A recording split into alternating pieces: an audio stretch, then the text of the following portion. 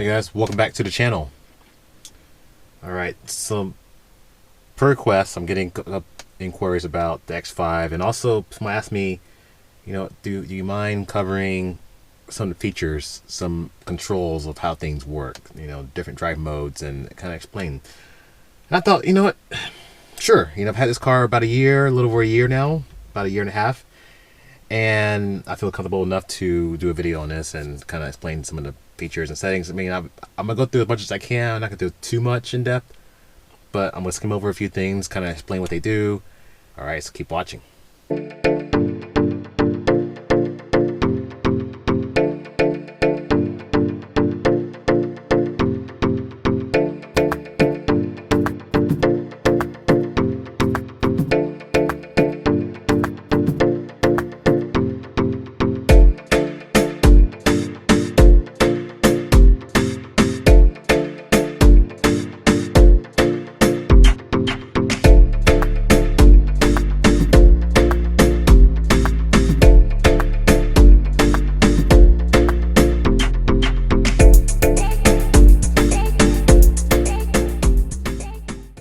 Alright, so first thing is, if you have comfort access, and I think this goes for even without comfort access, being able to push button start. So I have the key here. I'm just letting it sit here in the console. Actually, I keep it mine right here in the sit there, and that's typically where I keep my key. Foot on the brake, press release. Starts up. You're gonna hear it go through, let's go through the little tones. Dash camera's gonna start, so ignore that because that's extra, that's not part of the car. Continuous recording will now start. Alright. So one of the things you can do, the climate control, you set your temperature and you have your temp, right? So you can adjust, just leave your cold, hot, so on and so forth. So I keep mine around 72 degrees. Usually it's perfect for me. Obviously, if you have dual zone or if you have 4 zone, depending on which options you have in your car. So if you can have basically 4 different temperature settings throughout the car. So just to keep everything simple right now, I'm going to cover just these 2 front zones.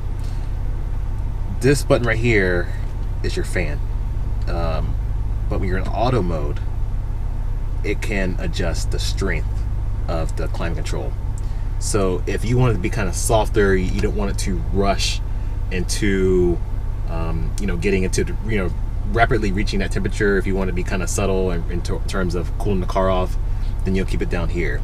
I keep mine typically in the medium setting. It works perfect for me. It's not overly fast fan that's blowing out continuously. Obviously it cools the car down decent time, and then usually when the car reaches its desired temperature, the fan speed is going to automatically lower, and the temperature in the car is going to kind of neutralize. All right, but I think it's appropriate, obviously, when you're in the car, especially on a hot summer day, you get into it, it's going to be blowing out max fan speed. It's going to be recirculating to hopefully cool down the interior temperature, and then from there it will adjust the temp from there, the fan speed. All right, so the next thing, sync. Okay, I can sync it. So if say for example I have passengers in the car and they've already adjusted their setting, if I'm the only one in the car, I'll go ahead and hit the sync button and lock everything up to basically my needs, what I want. All right. Now the next thing is the fans, or sorry, these 2 roller wheels. You can override, or what they call fine-tune, your temperature, irrespective of basically what you have set here in the climate control. So if I put these up to max red, it's going to blow out warm air, even if I have the climate set to 72 degrees. Why is this? I don't know.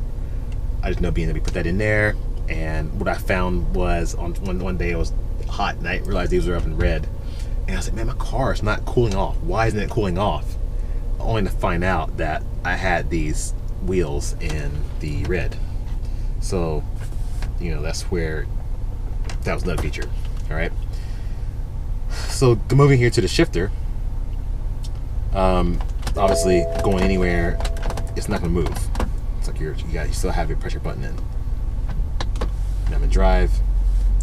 Okay, so I can't go to reverse. I can go neutral, but I can't go to reverse. The button has to be in regardless. Okay. So if I'm pull out here into the sunlight, that way you guys can see more light.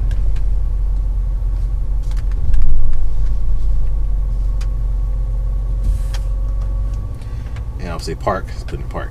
Now, I'm not sure if I had to explain this aspect, but one thing I do want to cover is here, drive. You can go over to what is drive sport or sport mode. Okay, some cars DS, depending on what your BMW is, DS. You'll see here it changes to S1 or D. All right, so when you're in S1 or S, the sport mode, you can see it says M/S. If you move it here and don't touch the shifter, you don't touch the paddles, you'll go into what is sport transmission. All right, the sport transmission is going to be what you need to be in for launch control.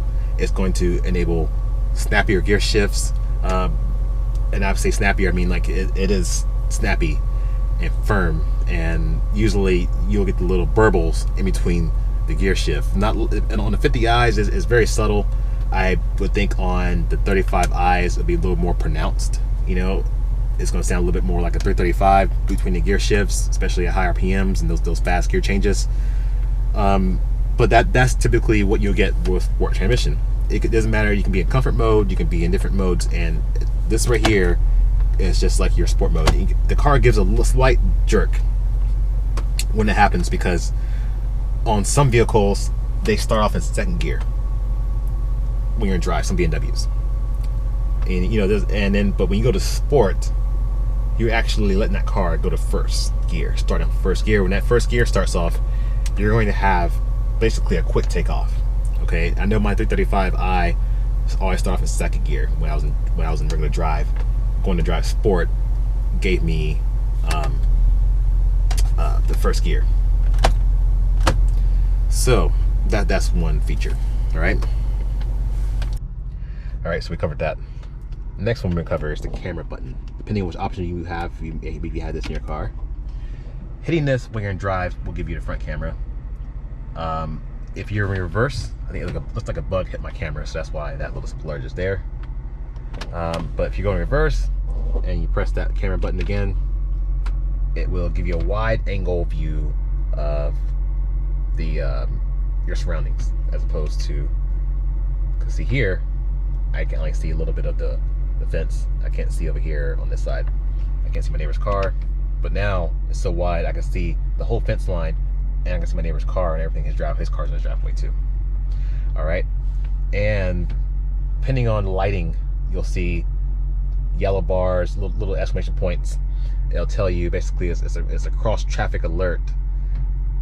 It works on the front camera as well, so that way you'll know pulling out a parking spot, if it's a car coming or a person walking, it will detect that motion and eliminate a yellow bar on that side. All right, so now we're in a drive mode. Comfort is self-explanatory. Going over comfort. Oh, she's so sweet. She brought me lunch in here. Okay, let me pause the video real quick. Eat this lunch. Also too, with the climate control, I forgot to mention with these wheels, keeping them in the middle would allow basically just whatever the vent is blowing for, it'll even itself out. These are just if you want to fine tune basically the air is coming out of the vents. That's all it is. These other buttons with the heated seat, you can actually turn on both at the same time. So I guess if you want a little hot air at your back, you can. You can see you can press and hold. Say like I'm already in high setting, I want to turn it off quickly. Press once, hold it, they'll disable it. This is automatic recirculation. Basically, the climate control can recirculate based on the air needs to be recirculated from if it's too hot inside, or if you're behind a car that, you know, accelerates and, you know, a puff of smoke, and then now the harmful fumes coming into the car, it can detect that and recirculate it before it enters the cabin. All right. Obviously, if you want to quickly cool the car down, this is helpful, because even sometimes I'm in this setting here, it may not be strong enough, or I go to here. But say, like, you know, everybody's in the car is extremely hot, I will hit the max AC like that, and right there it goes to the lowest temperature, highest fan speed, automatically recirculate and quickly achieve that low temperature. Turn it back off, goes to auto mode, and goes from there. So this is how they usually run mine right there in that setting. All right, so we're in here in the comfort mode. Comfort mode is going to be your default driving mode. It says here in comfort. It's going to also show you here where you can go. It's going to affect the throttle response. It's going to affect your steering. It's going to be softer, and if you have adaptive suspension, it's going to soften the suspension too. All right, now if you have adaptive cruise control like I do, and you'll know because you have these two buttons, going into comfort mode will actually change that behavior. Basically, when the car is applying the brakes and the gas, it's going to be more comfortable. It's not going to be a very abrupt. As we move to sport mode, you can go in here and then you can change in your settings, what do you want for sport mode to be? You can say, I want drivetrain and chassis, drivetrain only, or chassis only. Now, I keep my sport mode in chassis only. I like that. That's my preferred mode, because it's I have Sport Plus. I don't need the car to, I don't need sport drivetrain, you know, most of the time. I think that is overkill to drive like that all the time. But say, like, you know, if I'm by myself, I prefer the little bit more of a firmer ride. Maybe not, you know, when family's in the car. So that's my preferred mode to go to. If I then want that sport drivetrain, I go to Sport Plus. Now, Sport Plus does something a little bit different. It's going to change everything, okay? And I forgot to mention, even sport mode, it's going to make throttle response a bit sharper. It's going to firm the steering up, okay? And also adaptive cruise control can be affected. It's going to be a little more aggressive on the brake applications. It's going to kind of wait the last minute when it runs up on cars and then apply brakes. And then when it accelerates, it's going to accelerate kind of quickly, almost like you want to do a kick down. All right. With Sport Plus is all those things. Plus, it's no matter what you have set for, it's going to give you a sport transmission, sport chassis, and it's going to disable it's going to put traction control in this kind of like its medium setting. So it goes to dynamic traction control is basically like it allows a little bit of wheel slip. All right. You have to be in that mode as far as traction control purposes for launch control. So Sport Plus, I'm not sure if all the cars have Sport Plus or it's just the M Sports. So don't quote me on this because I haven't driven the other models yet. You'll see Sport Plus there, and adding an extra layer to that is then to go to drive and then sport. So Sport plus Sport Plus, transmission, everything's going to be in sport. It's going to be pretty aggressive, and that's where I do my 0 to 60 testing in. You know, obviously if you know, if I'm at a stoplight and, you know, someone wants to challenge me race, well, sport, depending what color it is, if it's just like a little Honda Civic or something, well, you know what, I could probably leave in the comfort. But if it's like, you know, something quick, something fast, I'm running out of power, Sport Plus. Sport Plus, sport transmission, and usually that'll be good to go. All right. Start. Eco Pro mode. So when you go to down here, you hit this the second time. You can see here, you go down to Eco Pro. Eco Pro changes a few things. So it dumbs down the gas pedal, so it's less sensitive. You really have to press down a lot to get the car to move. If you have a 50i version of this car, it actually seems to normalize it or tame it down in some way. Also, you notice, if you look here, when I go to any other mode, my start stop is disabled. I have it when the Eco Pro, my start stop actually is actually on. Now you can set it up any way you want, but right now this is how it is set up, and I prefer it that way because if I'm an Eco Pro, I prefer just going to have it maximize its fuel economy. You also see here the charge and power. So when you're being gentle with the gas and you're staying within power range, it will, let you know within that you're driving more efficient. Once you start to press the gas pedal beyond the blue, you're going to get a little symbol to kind of let you know, hey, you might be a little aggressive with it. And you're also going to see certain speed limits. For example, you can set it in your settings, and under driving mode, you can configure your eco mode. So I can say, give me a warning at 75, or I can say, 70 mile an hour. And I just keep mine like here. And it'll say your eco potential is you could probably gain a little more than 50% of your fuel mileage. The climate control is also manipulated a little more. It's probably recirculate a little bit more to help with the climate. Also, there's coasting. You can have that enabled.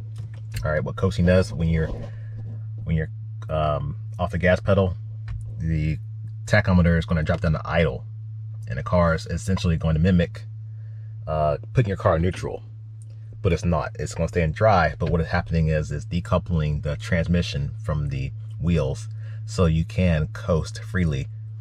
And by taking advantage of that, you can increase your fuel mileage. And also the start shouldn't do it. Once your fuel mileage starts getting better, and once you start increasing it, you'll see here in this area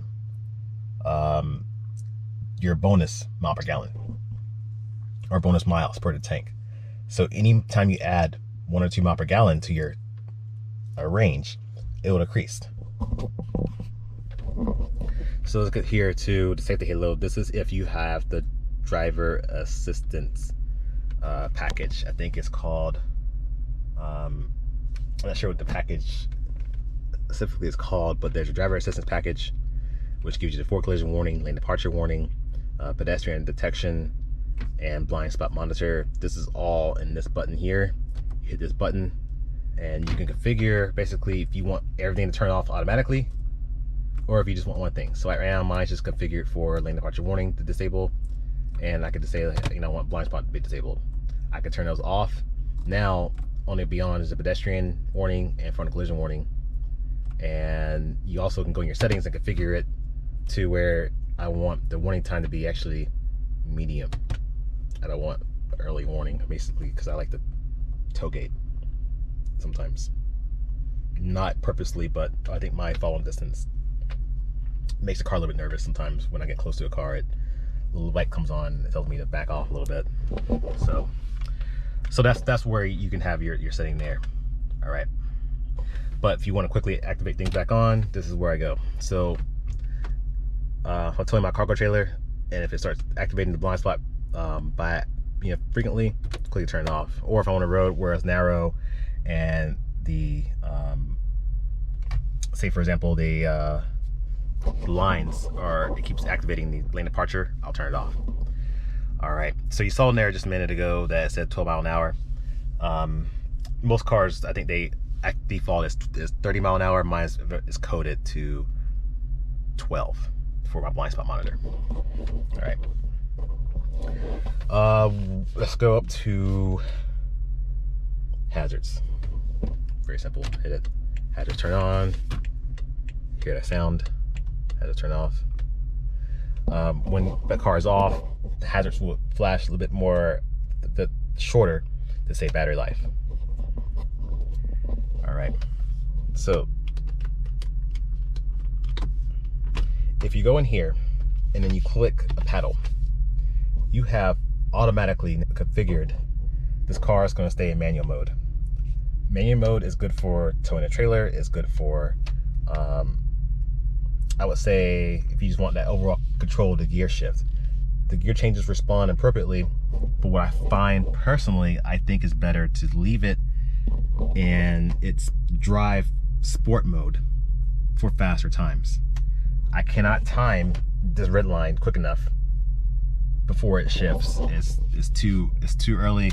If you're going to race, if you have a 550 or something like that, guys, if you're racing your 5 Series or something like that, or if you have an X5 and I think it's better just to leave it in drive, sport plus, and that'd be your fastest, because there's no way that you can consistently hit this red line every time. I cannot. I don't know these little hash marks. I don't know if that's even before red line. And it's always the car is kind of quiet, it's always kind of quickly, and I will hit the rev limiter occasionally, so it's not the best. I tried one time trying to accelerate, and I was like, you know what, I don't like it. It's prefer leaving in drive. Obviously, it's your car, you do what you want, but just recommended that. Many of these cars aren't like exactly it's not the full M. So next thing, wipers. Easy. Press once, auto. That's it. You get a green light here. Where's it? Auto. Wipers are activated. They'll turn off once the car is shut off and restarts. Now, when you're in auto mode, you can adjust how fast you want them to be. So if you want them, say like it's too active for you and you want them to activate with less raindrops, move it to slow. That's where you'll go. Okay. Fast, if you feel like that you want them to be more, if you want less raindrops before cleans window, move it to fast. All right. There isn't an intermittent setting. It's just off or auto, and then you have low and high. So to go to the low and high settings, you just click up one detent, and then if you press up a little higher, you go to the second detent, which is fast, and it'll stay fast regardless of what the little auto will do. All right, to return back to auto, just press auto regardless if you're in the low or the high. All right, it's like you just got like a little bit of water, just a mist every now and then. You don't really need. You just want to just knock off a little bit of water. Click down once. It'll wiper on. Obviously, turn the end of this knob. Well then, oops, and then I wiped the window by mistake. So now the window's got. Hopefully, didn't scratch it, but it turned on the wiper. If you turn it down or up all the way, you could be either one. It will spray the water and do like a rear window wash. To wash on the windshield, you basically pull the stalk towards you, you wash the window. All right, I'm not sure how far I should go in depth with these settings.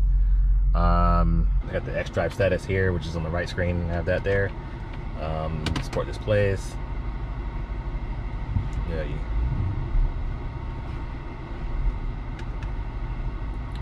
vehicle status. You get your tire pressure monitor, engine oil level, and you can measure engine oil. You can check your oil because there isn't a physical dipstick in here, so you have to check your oil through the car. These are services that are coming up. It tells you how long, 2,700 miles, rear brake pads need to be replaced, 3,100 miles, front brake pads. Engine oil, 5,000 miles. I'm actually going to change that here sooner to 5,000. Brake fluid, end of the year. Vehicle check, vehicle inspections, so on and so forth. Okay. Check control. It says all sensors are okay, just runs over everything. Check the oil, you hit that, make sure your car's flat, parked on a flat surface. Hit that, and then it'll run through. All right. Cruise control. You're driving. This is your master on switch. Turn it on, enables your cruise control, says that cruise control ready. I can then adjust my speed, which you want me to do because I'm not driving the car right now. Let's see if I move to drive. It says I cannot be activated. Let's try it again. So it's not gonna let me do it because right now I'm not driving and I'm just parked. But you see the little orange dot right there. One way to tell you that your speed is set. BMW doing this for years. They usually have like a little little white thing that just go across the screen. But it's all digital. So when it's off, it's going to be kind of an orange color. When it's active, that little dot's going to turn green. All right. And to change the speed, you're going to use the wheel. If you have adaptive cruise control, you can also change your distance of when you want that to enable. All right. So when your speed and everything locked in and ready to go, press set, let go to the gas pedal, and then that should be green, and you'll be able to drive. Say like you brake and you cancel the cruise control inadvertently, you press this resume, it'll resume. If you have the adaptive cruise control with stop and go capabilities, and the car comes to a complete stop after a while, and then traffic resumes, you'll see the little bars kind of scrolling forward, telling you that you can go forward. And what you do is you hit the resume, boom, once, or tap the accelerator pedal once, and the car will then resume its stop and go capability.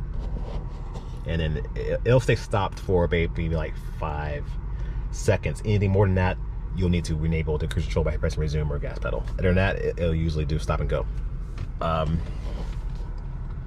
If you have the lighting package or the LED lights, you're gonna have automatic high beam. Just hit this once, turns that on, which it only works when you're in auto mode. Select it to be on, and there we go. So you'll see the little A right there. That means that the light is in automatic mode. All right. So high beams will be adjusted. There is a little camera that reads out basically to tell you if you are, what's coming ahead. It'll dip the lights accordingly. Once the traffic passes or the car's in front of you, it will return the high beam. Obviously, this is your backlight setting. I think that's it for the driving mode. As far as this video is long enough. I think I covered, kind of explained a little bit more. I think these other things are going to be more for as far as features, and I might do a separate video on that one too. So let's get started with the drive. I'm going to do launch control. I'm going to show you how to do it. I promise I'll do it.